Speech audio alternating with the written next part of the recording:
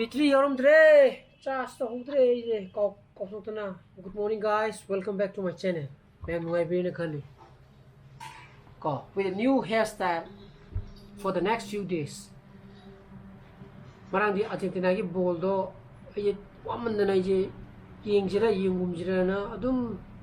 tawle rabo ko makeup ti dum thole rabo ko kung ani makai swaji dum amu itare ade pung ohum makai kare helapta ang makeup thole je yingjira yingum ato ga ye phone da yinge kana goal hel kiana ado Argentina goal ma challe rame ko ado TV thaba kan da 1-1 oile rame bro ID 1-1 tawle me ko adi bondo dum yenge yemulo kan mari makai mu taramane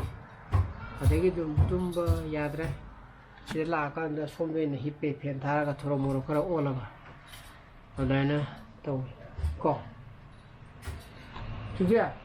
tamo tenga ba ma sombe chumna kumoy go sombe chung kumokten kumoyenge hebenge dan high five 뭐 사고 있다 si picture massage brush toro mane ko ado mayamba ngum de nang lai ni se mayamba ko bulai ba mayamba ji sa chale ra ba so brush toro brush toro lo ga law ko brush toro la tinga thong ting jala ma tu ni ko ba so bye bye ai tàu kia này ai tàu kia bạn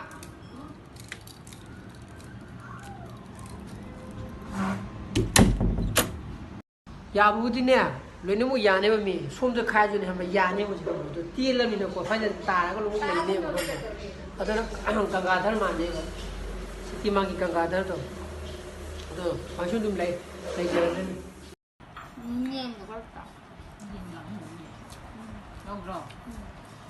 nang ko iru jatho ko chaksani hai da madu ha tamadi office ki drum me madi saruni damba ne ma tong no iru zaram da ji dam tawi je ani je le ya la ba chak to e ko in piso ma office ta tin biru re siang di ma hayeng chapun mi ta ba ko hayeng di koi thubi gi mai cái nó lấy vậy dây cái hai cái món cô đó món du lấy vậy co ở đó là machine này office tour cái mang cái office sẽ kim này vậy co ấy internet cái speed से test हो गया vậy co cái em ना पंगेंगे 100 Mbps ने इन्हें दौड़ी जे आई की plan जे base ने की broadband ने अथुका थामदा 3300 GB को high speed ta phang duje unlimited ni ko unlimited means 3300 GB bukti high speed ta phangane ba ko adugi sidigi hendo khagana 2 Mbps ta handa gi jone ba ko speed se adubu 3300 GB je 시즌을 방금돼 보고 600 GB kumba 모델 같은 시즌에 폰이 판아픈 모델은 시즌에 보고 랩톱으로 타라가 디바이스 인지고 오클라진 또 어디 얘니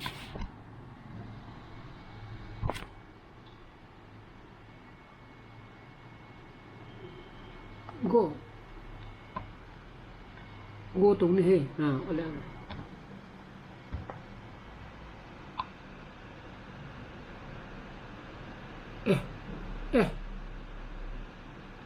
masih diam kari ida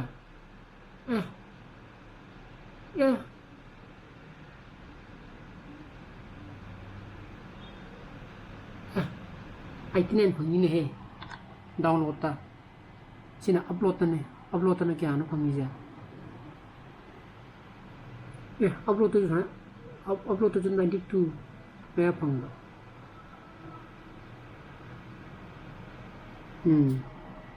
download na 89 fange upload na 92 fange adobo phone ki connectivity ki dikhra dum khene ba ko phone de 6 Mbps kumba high speed modi ge hena ka shu phone de phone de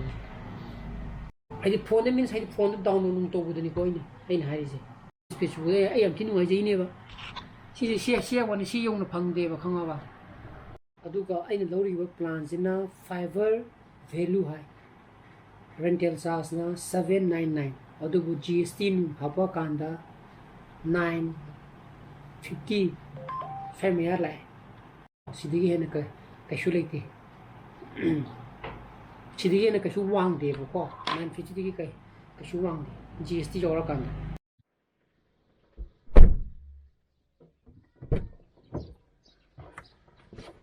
phone number ꯀꯣ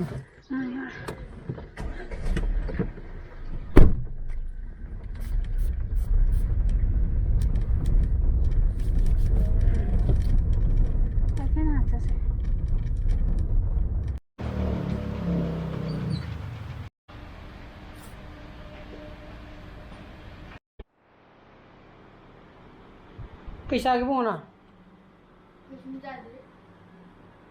ꯉꯁꯤ ꯀꯩꯝ ꯆꯥꯗ꯭ꯔꯤꯕ ꯊꯣꯏꯕꯤ ꯍꯌꯦꯡ ꯂꯨ ꯀꯣꯛꯄ ꯇꯥꯕꯅꯤꯅꯦ ꯍꯥ ꯀꯅꯥ ꯀꯣꯛꯇꯣꯏꯅꯣ ꯁꯤꯁꯦ ꯕꯨ ꯂꯥꯎꯅ ꯋꯥꯀꯞ ꯈꯔ ꯇꯧꯕ ꯂꯣꯏꯔꯦ ꯌꯥꯝ ꯇꯧꯗ꯭ꯔꯤꯗꯀꯣ ꯉꯁꯤꯗꯤ ꯇꯟꯗꯅꯕ ꯑꯗꯨꯅ ꯏꯔꯨ ꯑꯝꯇ ꯂꯨꯊꯣꯛꯎꯈꯤꯒꯦꯀꯣ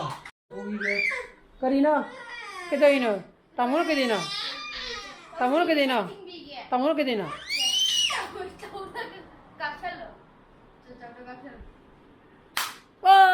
पाले सीधे पाले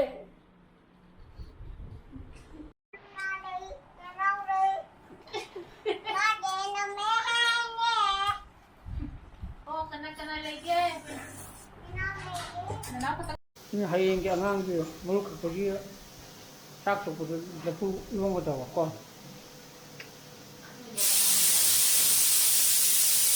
सांगे कदे याना किसी चचा तराई से ना किसी हाय चचा तराई से चाय है नहीं ये को yang di kolom garam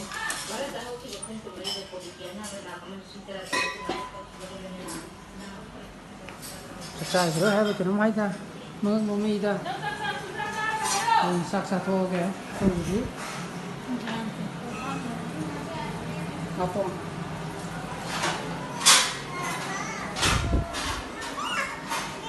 kaina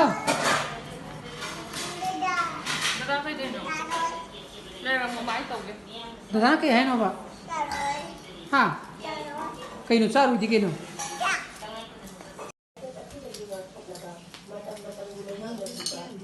मैं पुंग क्या था बा तेरे लाके है बा बाबू बोला अच्छा तो नहीं ना है पुंग तेरे का साइज था मैं भी लाके नहीं है जी तो लागा सोम में खोल पति अगी गाड़ी की गैरेज तो कोई ना तो नहीं बको अदुना हयेंगी लोमो प्रिपरेशन लोयग्रेबको अंगाम कोई थोबीगी अइना तेको अइ जुंगानी थोबी ओनगीदना कोई थोबी मसागी मागी मरु कोका केनो तोबगी नत्रबुआ अदुना